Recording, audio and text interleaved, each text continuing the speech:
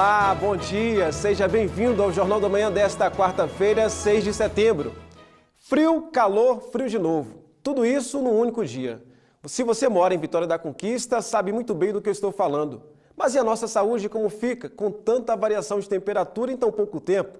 Você já deve ter notado que minha voz não está lá tão legal assim. Pois é, eu peguei um resfriado. Alguns cuidados podem ajudar a proteger nosso organismo das doenças mais comuns nessa época do ano. Semana passada fez sol e calor. Muita gente pensou que o inverno tinha ido embora mais cedo. Que nada. Mesmo com a primavera se aproximando, o frio continua na cidade.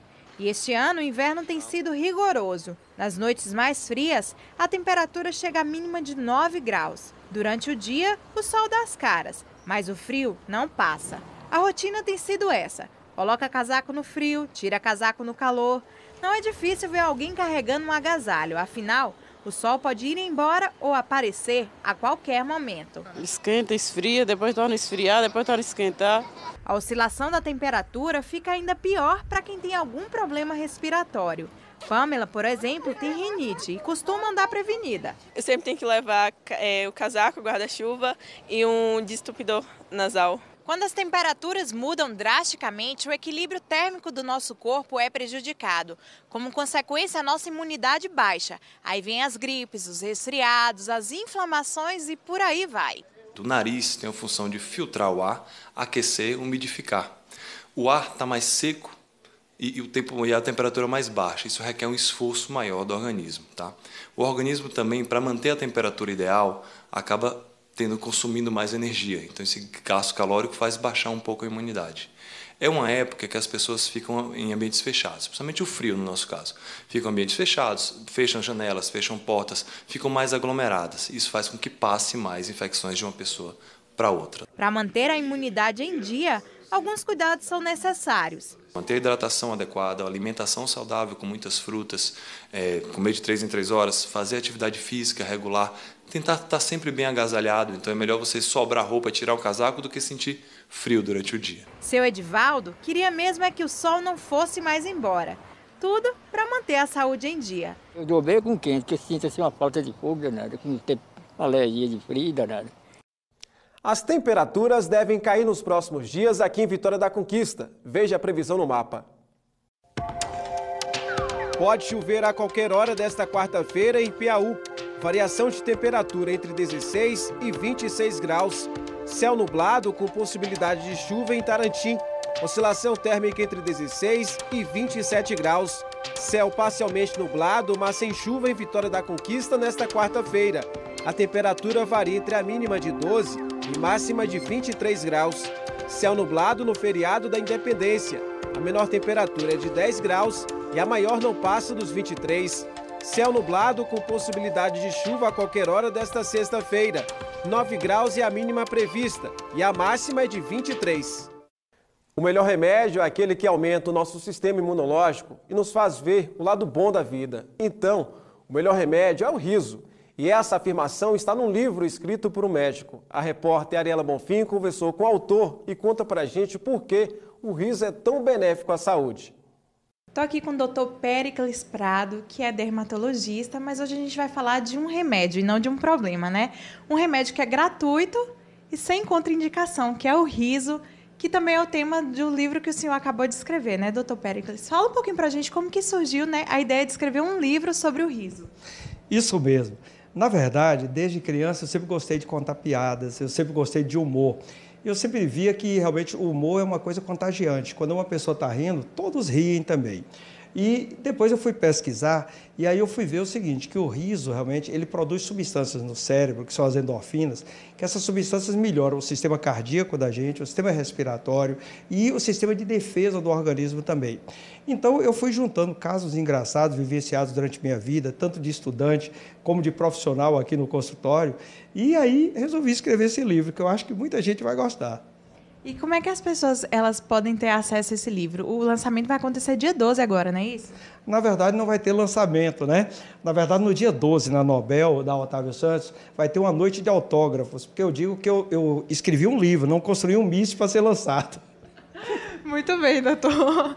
Mas aí, quem adquirir o livro, né, vai poder, além de ler histórias engraçadas, vai poder entender por que o riso é um santo remédio também, né? Não, isso mesmo, porque como diz o título do livro, rir, remédio bom, gratuito, sem contraindicações. Nós médicos sabemos que todo remédio tem contraindicações, mas o riso eu posso garantir a todos vocês que não tem, eu posso garantir que o humor realmente é muito bom. A pele, eu tenho um ditado que eu digo sempre assim, eu sou dermatologista, e eu digo que a pele é o espelho da alma.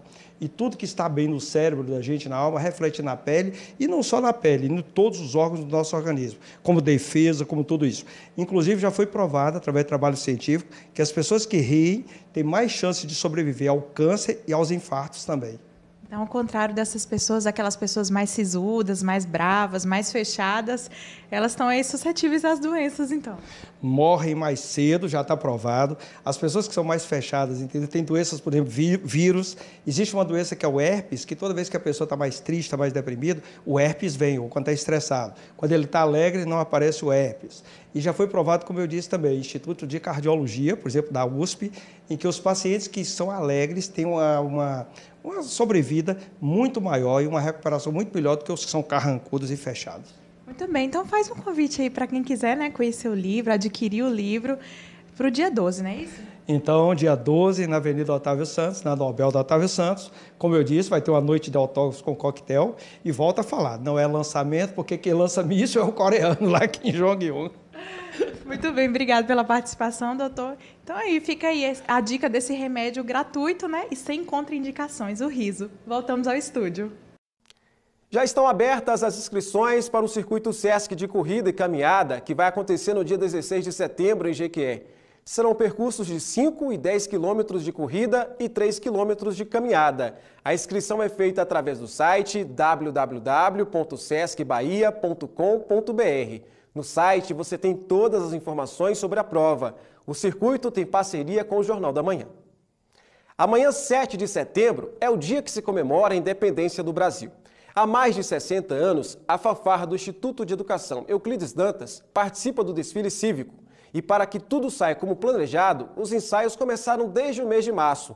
Eu fui conferir o empenho dessa turma. Instrumentos afinados e sem perder o ritmo.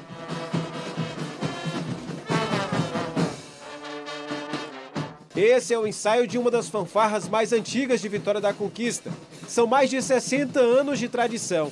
A fanfarra do Instituto Educacional Euclides Dantas vai para o desfile de 7 de setembro com cerca de 80 integrantes. Ananias é o regente da banda. O trabalho dele é encontrar a sincronia, e não é tão simples. Só para se ter uma ideia, a banda conta com 8 instrumentos musicais, entre sopro e percussão.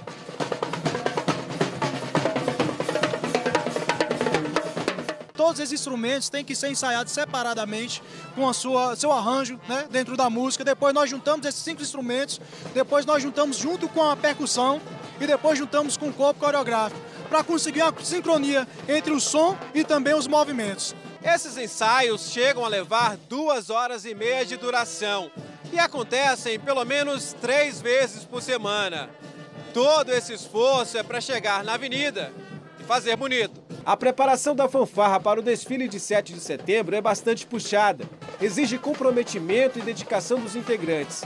Os ensaios começaram em março, mas o sentimento de amor pela fanfarra supera qualquer cansaço. As pessoas chegam na hora da avenida, as pessoas olham pra gente e pensam que é tudo fácil, mas a gente passa por um longo trajeto nos ensaios e na hora a gente dá nosso show. Agora imagine ter que carregar um instrumento que pesa mais ou menos 10 quilos. João sabe bem o que é isso, mas o quadriton, como é chamado esse instrumento, não é nada. Difícil mesmo é superar a ansiedade de desfilar. Nesse momento a gente não sente o peso não, porque a euforia do público cura todas as dores, em todo o percurso lá, até o final. Aí depois toma um remedinho, passa tudo, tá bom.